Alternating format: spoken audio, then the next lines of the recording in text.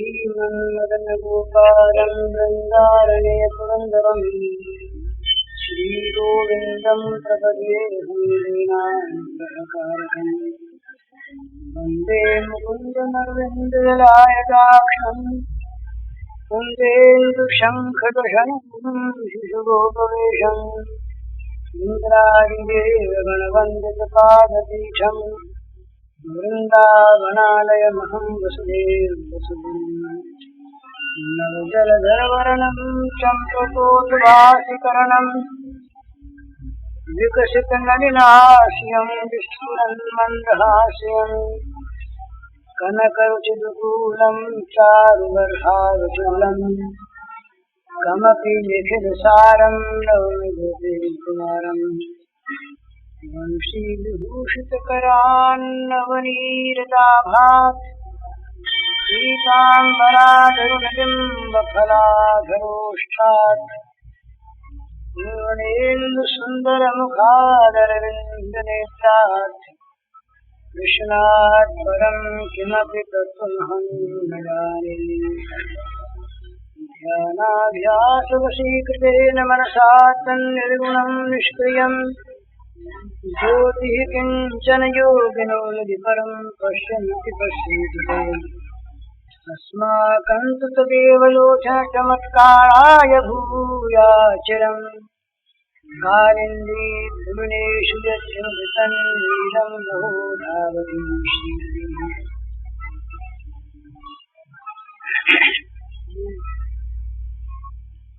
अखिल चराचर विश्व के रूप में अभिव्यक्त भगवान के नाते आप सबके श्री चरणों में मेरे सभक्ति नमस्कार। उस दिन अपने बात हुई थी, प्रधान बात चल रही है साधन की। उस दिन अपने बात हुई थी, दो मार्ग हैं और उन्हीं मार्गों के अवान्तर अनेक मार्ग हैं। एक है ज्ञान निष्ठा, एक है भक्ति निष्ठा। कर्म निष्ठा भक्ति के अंतर्गत आ जाती है। तो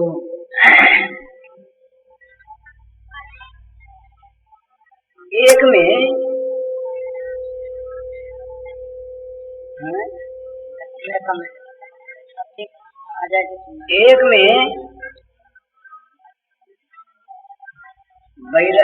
विचार के द्वारा संसार के भोगों के जगत के स्वरूप को देखा जाता है।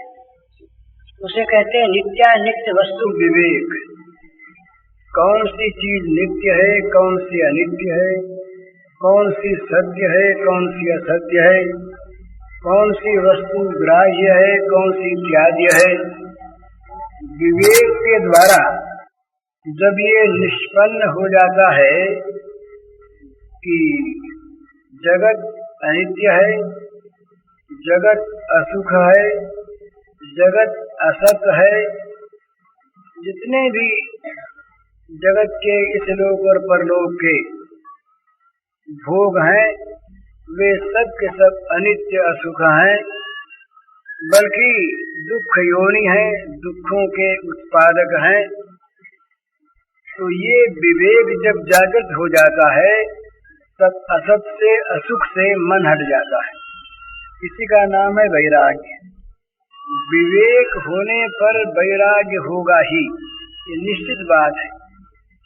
और वैराग्य यदि वास्तविक है तो विवेक प्राप्त हो चुका है। विवेक का अगला स्तर, विवेक का परिणाम वैराग्य है, ये सत्य बात है। क्योंकि जो वस्तु हमारे लिए दुखप्रद है, जो अनित्य है, जो भयानक है, जिसके द्वारा हमारा भविष्य बिगड़ता है, जिसके सेवन करने पर हमारा विनाश होता है, उसका सेवन कोई बुद्धिमान आदमी नहीं करता, उसे वो छोड़ ही देता है। इस छोड़ने का नाम ही है वैराग्य। इस लोक और परलोक के तमाम भोगों से राग का हट जाना, तमाम भोगों में आसक्ति रहित हो जाना, ये वैराग्य का स्वरूप है। और जब वैराग्य की प्राप्ति होती है तो उसके अंदर कुछ ऐसे स्वाभाविक लक्षणों का आविर्भाव होता है जो ये सिद्ध करते हैं कि ये आगे बढ़ने के योग्य हो गया है। गीता में उसी को बुद्ध्या विशुद्धया युक्तो धृत्यात्मानं नियम्य च इस प्रकार से प्रारंभ करके बताया है। थोड़े से प्रकारांतर से बात एक है। तो यहाँ वो शम दम तितिक्षा उपरति श्रद्धा और समाधान, इसको कहा है षट संपत्ति। 6 प्रकार के धन प्राप्त होते हैं और यही वास्तविक संपत्ति है। भला ये जितनी भी जागतिक भोग संपत्ति है, जो संपत्ति भगवान से हमारा संपर्क तोड़ा देने वाले, वो संपत्ति नहीं है, वो विपत्ति है। विपदो नहीं विपद, संपदो नहीं वो संपदा। विपद विस्मरणं विष्णु संपन्न नारायण स्मृति ही। विपत्ति नहीं है, संपत्ति नहीं है। भगवान की स्मृति ही संपत्ति है और भगवान की विस्मृति ही घोर विपत्ति है। तो ये 6 प्रकार की संपत्ति प्राप्त होती है वैराग्य का उदय होने पर। मन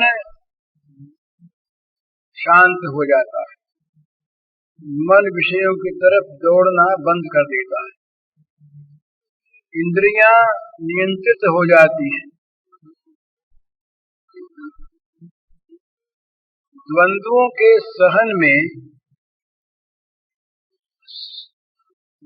वो मनुष्य समर्थ हो जाता है, द्वंद्व सहिष्णु, तितिक्षा आ जाती है।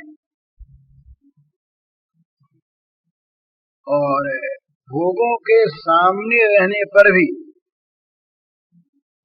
जो बड़े आकर्षक भोग थे, उनके प्राप्त होने पर भी उनकी ओर चित्त वैसे नहीं जाता जैसे विष की प्रतीति होने पर उस वस्तु की ओर नहीं जाता, जैसे मल की ओर दृष्टि नहीं जाती, जैसे निरामिष भोजी की मांस की ओर दृष्टि नहीं जाती, स्वाभाविक एक घृणा होती है। इसी प्रकार से भोगों के सामने रहने पर भी चित्त उनसे ऊपर रहता है, उपरति प्राप्त होती है। श्रद्धा एकमात्र परमात्मा है, उनके सिवा कुछ नहीं, इस तत्व में श्रद्धा हो जाती है। उस परमात्मा की प्राप्ति ही मुझे करनी है, इस विचार में श्रद्धा हो जाती है और मैं उसे प्राप्त करूंगा, ऐसी आत्म श्रद्धा हो जाती है। तो श्रद्धा के उदय होने पर क्या होता है कि जितने भी संसार को लेकर के संदेह उत्पन्न होते थे, वो सब नष्ट हो जाते हैं, सारी शंकाओं का समाधान हो जाता है, सारी समस्याएं जागतिक सुलझ जाती हैं। तब उसके मन में उस एक आकांक्षा का उदय होता है, एक इच्छा पैदा होती है, वो इच्छा है मुक्त होने की इच्छा, इससे कहते हैं मुमुक्षा। और जिसके अंदर इस मुमुक्षा का उदय हो गया उसे कहते हैं मुमुक्षु, मोक्ष की इच्छा वाला। तो मुमुक्षु जो होता है वो फिर अपनी साधना के अनुसार, अपनी स्थिति के अनुसार, अपने संग के अनुसार कोई तीव्र मुमुक्षा वाला होता है, कोई मध्यम मुमुक्षा वाला होता है, कोई मंद मुमुक्षा वाला होता है। उसकी मुमुक्षा के अनुसार ही उसको शीघ्र या देर में फल की प्राप्ति होती है, ब्रह्म साक्षात्कार होता है, आत्म मिलन होता है, बोध होता है, ज्ञान होता है। इस ज्ञान के प्राप्त होने पर वो कृतकृत्य हो जाता है। उसको फिर कोई काम करना बाकी नहीं रहता। यस्त्वात्मरतिरेव स्यात् आत्मतृप्तस्य मानवः आत्मनि संतुष्ट तस्य कार्यम न विद्यते। वो आत्मा में उसकी रति है, आत्मा में ही उसका निवास है, आत्मा में ही वो संतुष्ट है, उसके लिए कोई भी कार्य अवशेष नहीं रहा। ये स्थिति है, ये ब्रह्म को प्राप्त महात्मा के संबंध में ये शास्त्र का संकेत है। उसकी स्थिति कैसी है, क्या है, ये तो वही जानता है, सुसंवेद्य है, अनुभवगम्य है। इसके बाद किसी किसी महात्मा में, किसी किसी महापुरुष में पूर्व के संगवश, भगवत कृपावश एक नवीन इच्छा का उदय होता है। वो नवीन इच्छा होती है भगवत प्रेम की प्राप्ति की। इसे भक्तों ने और भक्ति शास्त्र में पंचम पुरुषार्थ कहा है। अर्थ, धर्म, काम, मोक्ष, ये चार पुरुषार्थ हैं जिनका संकेत है अभ्युदय निःश्रेयस सिद्धि सधर्म। कणाद का सूत्र है कि ये जिससे अभ्युदय हो और जिससे निःश्रेयस की सिद्धि हो वो धर्म है। अर्थ, धर्म, काम, मोक्ष। अर्थ और काम ये दो जगत की अभ्युदय स्थिति के लिए आवश्यक है, परंतु ये होने चाहिए धर्म सम्मत, धर्म नियंत्रित। जो धर्म नियंत्रित अर्थ है, जो धर्म नियंत्रित काम है, वो मोक्ष के उन्मुख होता है। जो अर्थ और जो काम स्वतंत्र होते हैं, धर्म के द्वारा परिचालित नहीं होते, धर्म के द्वारा नियंत्रित नहीं होते, वो मोक्ष के बदले बंधन में ले जाते हैं, वो नरकों में ले जाते हैं। तो धर्म युक्त अर्थ और काम ये पूर्ण रूप से प्राप्त हों, साथ ही साथ वो धर्म उसी में केवल न बांध कर परमात्मा की तरफ उसे ले जाए और परमात्मा की प्राप्ति करा दे। इस प्रकार का जो एक साधन है उसका नाम धर्म है कनाद के अनुसार। और यही धर्म अर्थ, धर्म, काम, मोक्ष के अनुसार होता है। मोक्ष की प्राप्ति ये हो जाए, पर मोक्ष की प्राप्ति के अनंतर भी जगत के सारे के सारे बंधनों से मुक्त होने पर भी एक इस प्रकार की स्थिति होती है।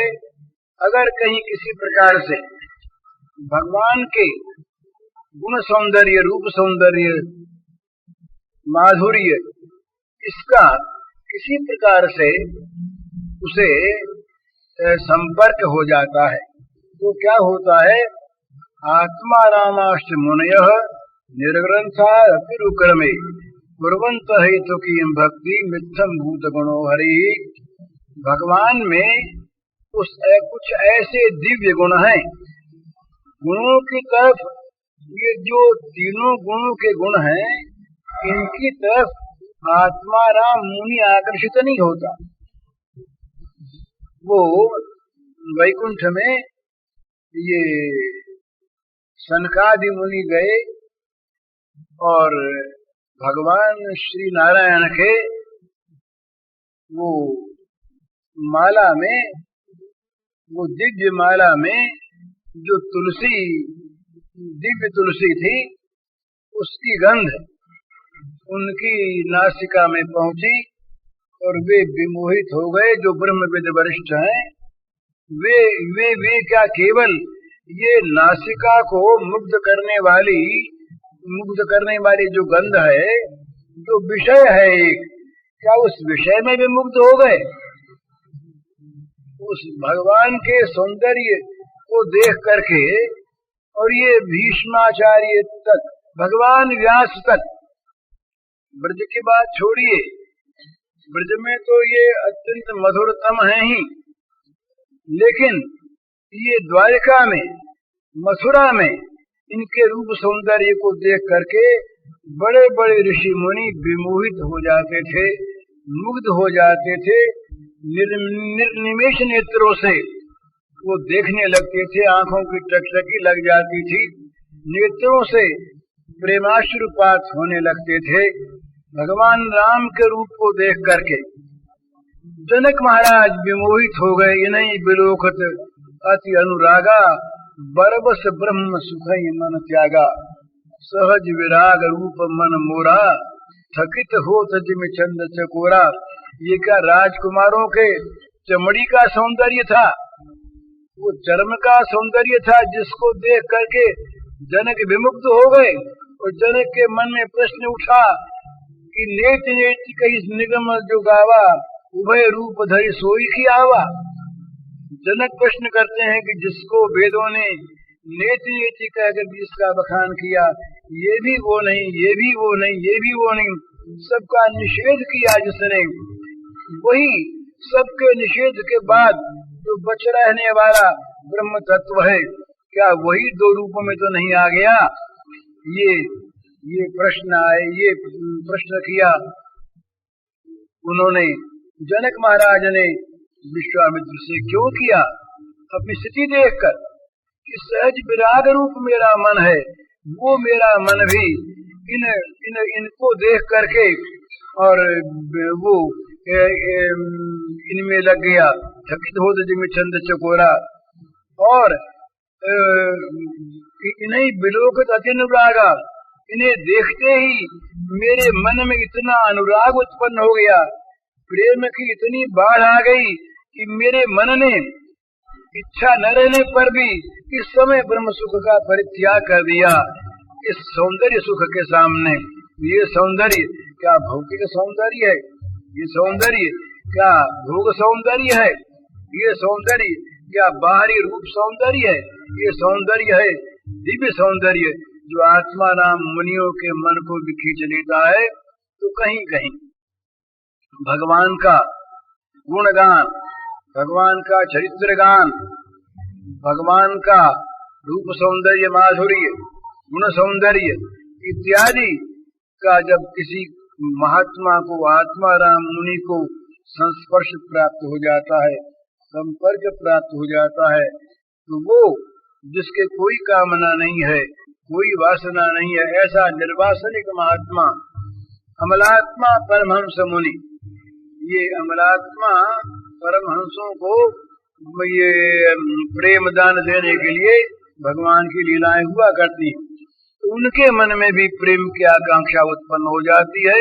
वो फिर भगवान के उन दिव्य गुणों पर आकर्षित होकर के अहेतु की भक्ति करने को, प्रेम करने को बाध्य होते हैं। वे फिर प्रेम राज्य में उनका प्रवेश होता है। एक ये मार्ग है। दूसरा मार्ग है प्रारंभ से ही उनमें भगवान में अनुराग, भगवान की महत्ता के प्रति श्रद्धा, अपना दैन्य और भगवान की करुणा, इसमें विश्वास होता है। वो क्या करते हैं कि शुरू से ही भगवान के प्रपन्न होते हैं। शिष्यस्ते हम साधिमाम त्वाम प्रपन्नम। अर्जुन ने आरंभ में ही अपने को प्रपन्न कहा, शिष्य कहा। भगवान अर्जुन के साथ बहुत दिनों तक रहे, बहुत दिनों तक। अर्जुन ने गीता में स्वयं कहा, विहार सय्यासन भोजनेषु, न मालूम कब कब साथ रहे। विहार में, घूमने फिरने में, सोने में, खाने में साथ खाया, साथ सोए, साथ घूमे, साथ रहे, पर गीता का उपदेश कभी भगवान ने अर्जुन को दिया नहीं। जब अर्जुन ने कहा कि मेरी बुद्धि व्यामोहित हो रही है भगवान, क्या मुझे करना चाहिए, क्या नहीं करना चाहिए, मैं निर्णय नहीं कर पाता इसका, आप बताइए मैं क्या करूं। मैं आपका शिष्य हूं, आपके शरणागत हूं, आपके प्रपन्न हूं। ये जब प्रपन्न हो गया, इसीलिए गीता ये खास करके प्रपत्ति का ग्रंथ है। प्रपत्ति इसका प्रारंभ होता है प्रपत्ति से और इसका उपसंहार होता है प्रपत्ति में। सर्वधर्मान परित्यज्य माम एकम शरणं व्रज अहम त्वा सर्व पापेभ्यो मोक्षयिष्यामि मा शुच। और उसको फिर प्राप्त क्या होता है, ये बहुत समझने की बात है। प्राप्त अर्जुन को क्या होता है, कैवल्य मोक्ष नहीं मिलता अर्जुन। अगर महाभारत की सारी बातें सत्य हैं और सत्य हैं ही, एक को माने एक को न माने तो ग्रंथ कोई न मानना हुआ। महाभारत के स्वर्गारोहण पर्व में स्पष्ट रूप में इसका वर्णन है कि भगवान के दिव्य लोक में भगवान के आयुधों के साथ जो दिव्य रूप में वहाँ पर साकार दिव्य चिन्मय रूप में भगवान की सेवा में संलग्न है, वहीं पर अर्जुन भी भगवान की सेवा में दिव्य साकार रूप से संलग्न है। तो अर्जुन को मिली भगवान की सेवा, दिव्य सेवा, पार्षदत्व मिला, प्रेम मिला, सेवाधिकार मिला, मोक्षाधिकार नहीं। मोक्ष का परित्याग करके सेवाधिकार को प्राप्त किया अर्जुन ने। तो अर्जुन यदि गीता को न समझा, अर्जुन यदि गीता का अधिकारी नहीं, तो हम लोग कौन से अधिकारी आ गए महाराज। ऐसा हम लोग कहते हैं कि अर्जुन कर्म का अधिकारी था, अर्जुन मंदाधिकारी था, पर जिस अर्जुन के लिए भगवान कहते हैं कि तुम मेरे प्रिय हो, इष्टोसी में दृढ़मिति प्रियोसी में दैवी संपद अभिजातोसी, तुम्हारा जन्म दैवी संपत्ति में हुआ है। दैवी संपत्ति का तुम्हें अर्जन नहीं करना पड़ा, तुम जन्मे दैवी संपत्ति में हो, तुम मेरे प्रिय हो, तुम मेरे इष्ट हो, अत्यंत दृढ़ प्यारे हो। मैं तुमसे तुम्हारे हित के लिए बात कहता हूँ। तो जिस अर्जुन का इतना प्रेम भगवान में, क्या अर्जुन से कोई नीची बात कहेंगे, अर्जुन को क्या धोखा देंगे भगवान। अरे अर्जुन माना मंद अधिकारी है, तो क्या उसे उच्च अधिकारी बनाने में भगवान समर्थ नहीं है। सर्वसमर्थ भगवान, अगर इससे कोई ऊंची बात होती तो क्या अर्जुन को न समझाते। पर बात ऐसी है कि वो जिस मार्ग में अर्जुन चल रहा वहाँ, इसीलिए उस दिन भी बात हुई थी। ये ऐसा मुझे लगता है और स्पष्ट लगता है। ब्रह्मभूत प्रसन्नात्मा न शोचते न कांक्षते सम सर्वेषु भूतेषु मद भक्ति लभते पराम। ये ब्रह्म प्राप्त महापुरुष के लक्षणों का इसमें वर्णन है। ब्रह्मभूत हो गया, प्रसन्नात्मा है, वो आनंद स्वरूप हो गया, आनंदमय हो गया। न शोचते न कांक्षते, उसको न शोच है न आकांक्षा है, और सारे भूतों में समरूप से वो ब्रह्म का दर्शन करता है। इसके बाद मद भक्ति लभते पराम, उस भक्ति से भक्तिया माम कृष्णम माम अभिजानाति यावान यश्चास्मि तत्वतः ततो माम तत्वतो ज्ञात्वा विशते तदनंतरम। इससे इसके बाद तदनंतर वो पराभक्ति की प्राप्ति होती है। उस पराभक्ति के द्वारा जैसा जो कुछ मैं हूँ उस मुझको, यावान यश्चास्मि, जैसा जो कुछ मैं हूँ उसको, उस मुझको अभिजानाति, जान लेता है तत्व से। तात्विक ज्ञान की बात कहिए वाला, केवल ऊपरी ऊपरी तत्व से जान लेता है, और जानने के बाद विषय तदनंतरम प्रवेश कर जाता है मेरे अंदर, मेरी लीला के अंदर। उस दिन मैंने सुनाया था आदि पुराण का श्लोक, मन में हात्म्यम मत सपर्याम मत श्रद्धाम मन मनोगतम जानन्ति गोपिका पार्थ नानी जानन्ति तत्वतः। ये तत्वतः, वहां भी तत्वतः है। अभी वो यावान यश्चास्मि तत्वतः, वहां भी तत्वतः है। एक जगह और तत्वतः गीता में, वहां पर भी इसका संकेत है। मनुष्याणाम सहसेषु कश्चित् यतति सिद्धये यतताम अपि सिद्धानाम कश्चिन माम माम वेत्ति तत्वतः, वो कहते हैं कि हजारों हजारों मनुष्यों में, मनुष्यानाम सहस्रेषु, हजारों हजारों मनुष्यों में कोई एक सिद्धि के लिए, मोक्ष के लिए प्रयत्न करता है। मनुष्यानाम सहस्रेषु कचित सिद्ध, सिद्धि के लिए, सिद्धि असल में परम सिद्धि, जीवन की चरम सफलता को कहते हैं। चरम सफलता मानव जीवन की है, बंधन से मुक्त हो जाए इसमें। तो हजारों हजारों में कोई कोई इस चरम सफलता के लिए, सिद्धि के लिए प्रयत्न करता है। और उन प्रयत्न करने वालों में जो सिद्ध हो चुके, सिद्धानाम कश्चिन माम वेत्ति तत्वतः, कोई कोई मुझे तत्व से जानते, यावान यश्चास्मि तत्वतः ब्रह्मभूतः हो गए, पर यावान यश्चास्मि ये चीज बाकी रह गई, तत्व से जानते हैं। तो श्री गोपांगनाओं के लिए कहा कि मेरे महात्म्य को, मेरी श्रद्धा को, मेरी सेवा के स्वरूप को, मत महात्म्यम मत सपरियाम मत श्रद्धाम मन मनोगतम, मेरी महिमा को, मेरी सेवा के स्वरूप को, मेरी श्रद्धा के स्वरूप को, और ये मेरे मन की बात केवल गोपिकाएं जानती हैं, दूसरा कोई तत्व से नहीं जानता। तो यहाँ शुरू से ही क्या होता है इस मार्ग में, शुरू से इस मार्ग में क्या होता है कि वो भगवान के प्रपन्न होकर के आगे बात चलती। गीता में अर्जुन प्रपन्न होकर आगे बात चलाता है, अब उसमें फिर दैव संपत्ति भी आती है, उसमें कर्म योग भी आता है, उसमें ज्ञान योग भी है, ध्यान योग भी है, भक्ति योग भी है, ये सब कुछ आते हैं। तो अंत में शरणागति में उसका उपसंहार होता। तो प्रारंभ से ये भगवान के शरण होकर भगवान के द्वारा चालित होता। हमारे अंदर में एक ज्वाला है ना, एक जलन है। वो जलन क्या है? भोग कामना।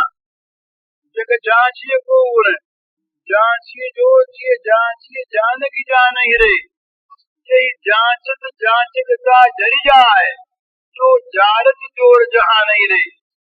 सारे जगत को जबरदस्ती जला कौन रहा है? ठंडे कमरे में, एयर कंडीशन कमरे में बैठा हुआ आदमी अंदर जल क्यों रहा है? वो जल रहा है कामना की आग से। ये जांचकता की आग कहते हैं ये तुलसीदास जी महाराज, इस जो जारत जोर जहां नहीं रही, सारे जगत को जबरदस्ती जला रही है कौन? ये जांचकता, कामना। ये कामना यदि जला दी जाए तब काम बने। तो कामना के जलाने का साधन क्या है? जग जांचिए कौन, जांचिए जो जिए जांचिए जान के जान रे। जगत में किसी को जांचो मत और किसी वस्तु को जांचो मत। अगर जांचना हो तो राम से जांचो, राम को जांचो। तो क्या होगा? राम को जांचने से जो जांचकता जगत को जबरदस्ती जला रही है, वो जांचकता जल जाएगी। यही जांचक जांचकता जली जाए, जो जारत जोर जहां नहीं रही। तो ये कामना की बुखार, तो अर्जुन से कहा भगवान ने, निराशी निर्ममो भूत्वा युद्धस्व विगत ज्वर, निराश होकर, आशा छोड़कर, ममता छोड़कर, राज्य मेरा मुझे प्राप्त होगा ये आशा मत रखो। राज्य मेरा मुझे प्राप्त होना चाहिए, राज्य में ममता मत रखो, और राज्य की मुझे प्राप्ति होनी चाहिए ये कामना मत रखो।